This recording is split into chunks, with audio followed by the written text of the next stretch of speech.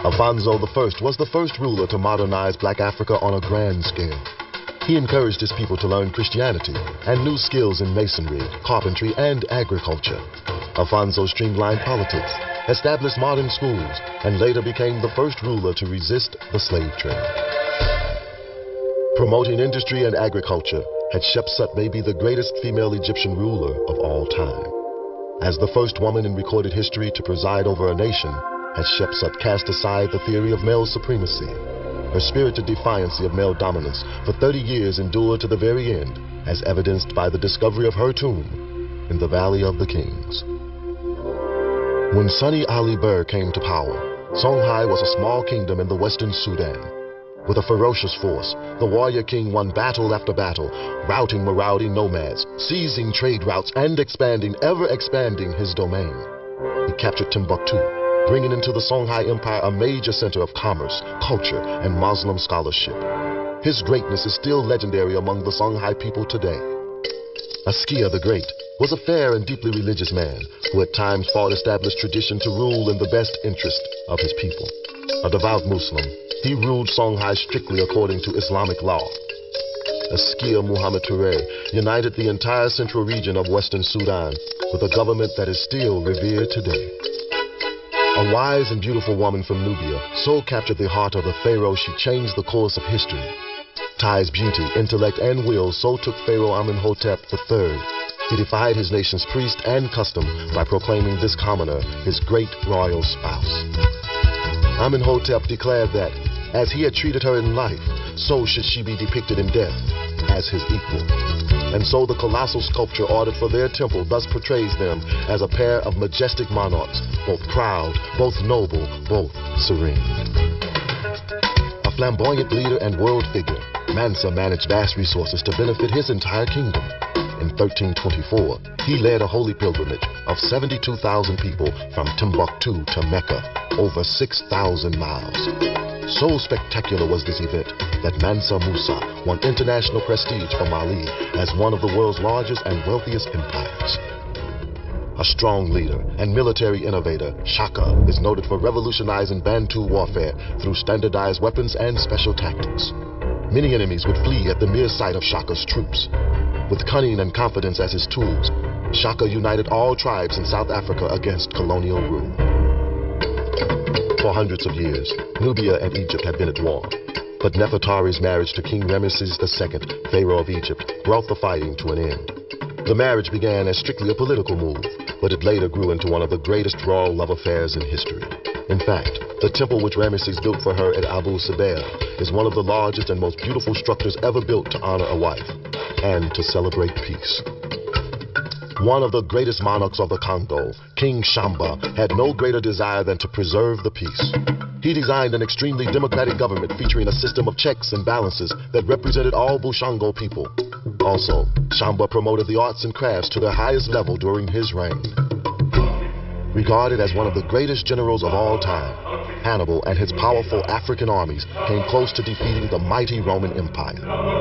His audacious moves and tactics have been studied and successfully imitated as recently as in World War II.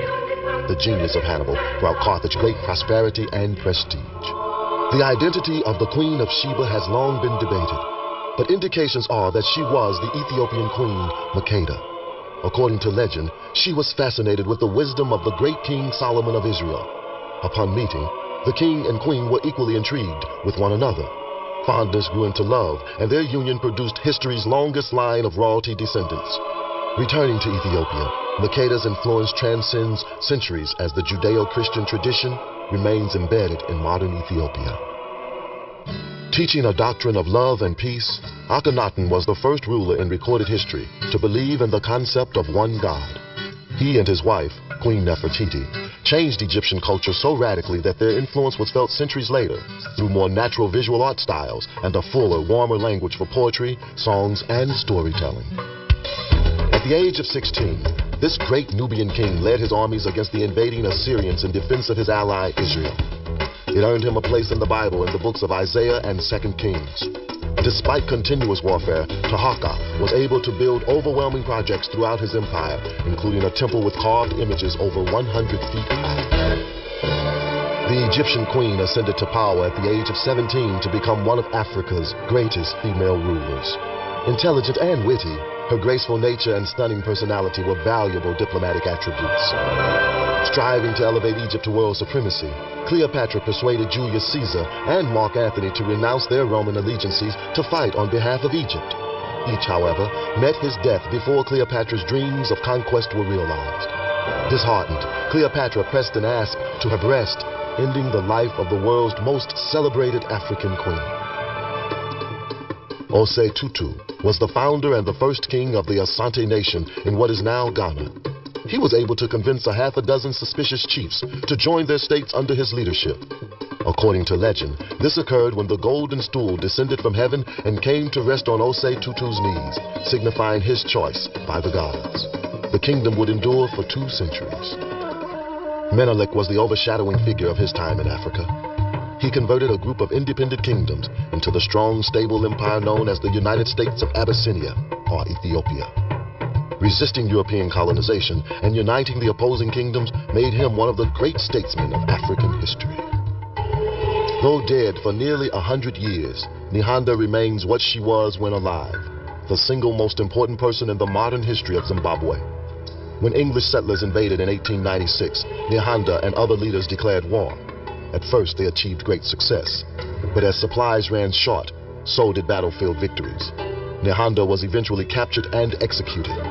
Although gone, she was not forgotten, and is still referred to as Mbayu, grandmother, Nyanda, by Zimbabwean patriots. Khama distinguished his reign by extracting technological innovations from the Europeans while resisting their attempts to colonize Bechuanaland. Advancements included the building of schools, scientific cattle breeding, and a police corps which practically eliminated crime. In 1875, Khama appealed to Queen Victoria of England to protest English settlement in his country. The English honored Khama and his call for continued freedom for Bechuanaland. For half a century, the Basotho people were ruled by the wise and just founder of their nation, King Mosweswe. The Basotho had to fight for their survival against plundering Africans, European colonialists, and particularly the Boers.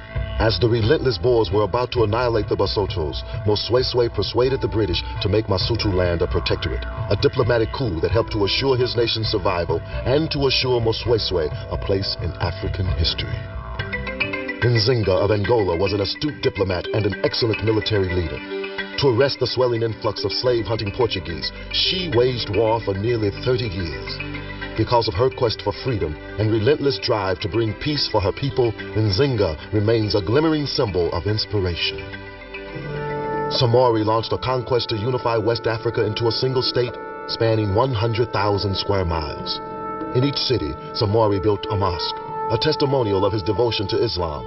During the 18-year conflict with France, powerful Samori continually frustrated the Europeans.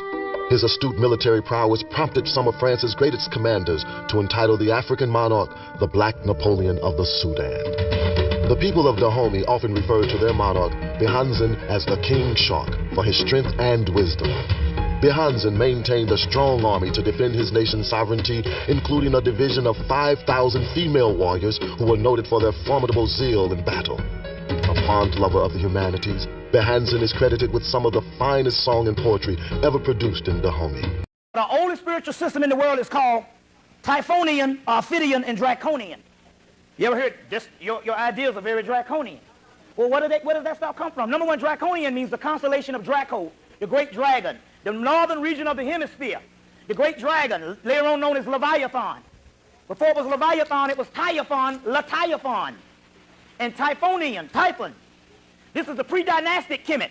The pre-dynastic Typhonian Kemet matured, developed, matured, and declined before you get the first monumental phases in ancient Kemet that you know of as the dynastic Kemet, or dynastic Egypt. The Typhonians, or the Draconians, or the Ophidians is the oldest known worship system in the world. This is in the temple of Dendera,